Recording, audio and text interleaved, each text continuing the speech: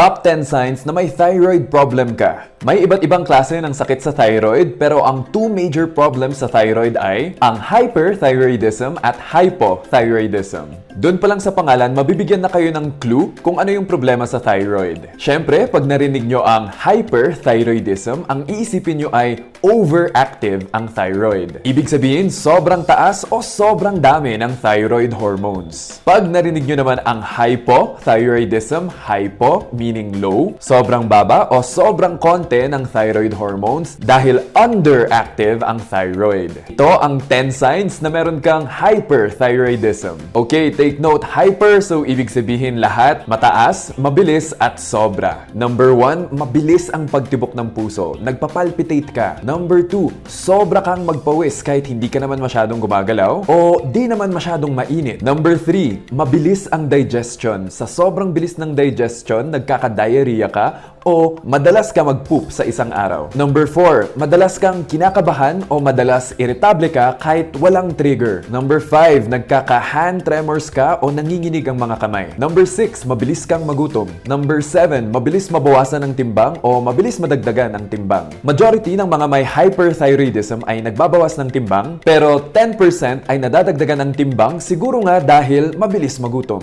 Number 8, nalalagas o numinipis ang buhok. Number 9, hindi ka makatulog ng mahimbing, may insomnia ka dahil overactive ang hormones. Number 10, sensitive ka sa init, hindi mo matolerate ang mainit na panahon. Pag hinayaan ito, isa sa mga komplikasyon na maaaring maranasan ay thyroid storm or thyrotoxic crisis. Rare naman ito, 1-2% lang ng mga may hyperthyroidism ang nakakaranas nito. Ito ay exaggerated form ng hyperthyroidism. Ang pasyente ay nagkaka-fever, abnormal heart rhythms, heart failure, nagmamanas o namamaga ang mga paa, at pwede rin naninilaw ang balat dahil sa liver failure. Ito naman ang 10 signs na meron kang hypothyroidism. Take note, hypo, so lahat mababa, mabagal at kulang. Number 1, mababa ang energy. Parang lagi kang pagod kahit wala ka namang ginagawa na nakakapagod. Number 2, mababa ang moisture level sa balat kaya dry ang balat. Number 3, mabagal ang digestion kaya constipated ka, hirap kang mag-poop. Number 4, bumababa ang serotonin, ang happy hormone,